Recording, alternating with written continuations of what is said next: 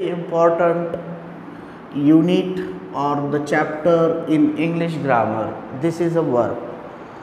Verb एक ऐसा शब्द है, एक ऐसा वर्ड है इंग्लिश ग्रामर में जो किसी भी सेंटेंस को मीनिंग प्रोवाइड करता है, किसी भी सेंटेंस को मीनिंग देता है।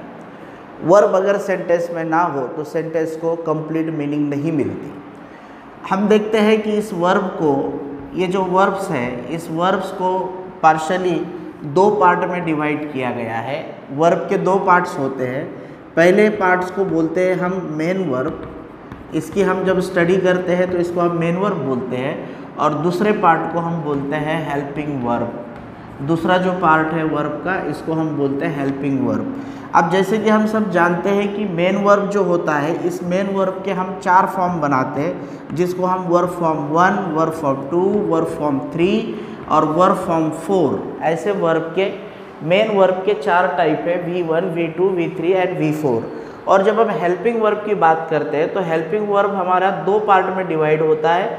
एक पार्ट है हमारा प्राइमरी हेल्पिंग वर्ब, जिसे हम प्राइमरी एच भी कहते हैं, और सेकंड पार्ट जो है उस सेकंड पार्ट को हम मोडल ऑक्सिलरी कहते हैं, मोडल ऑक्सिलरी।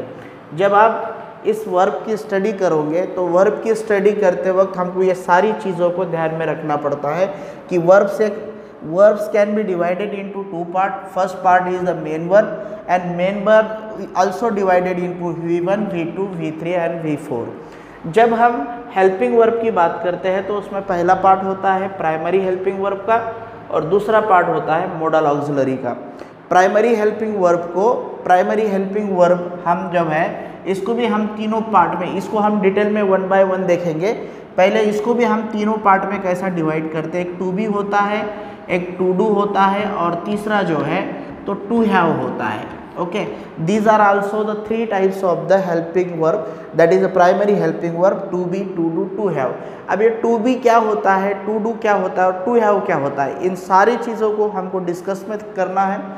इनको हमको पर्टिकुलर लेवल पर जाके इनको डिटेल्स में स्टडी करना है। अगर आप वर्ब को डिटेल में स्टडी करते हैं तो बने रहिए मेरे साथ। फिर एक नए वीडियो में आपको पूरी तरह से वर्ब की कंसेप्ट जो है तो क्लियर कराई जाएंगी। Thank you.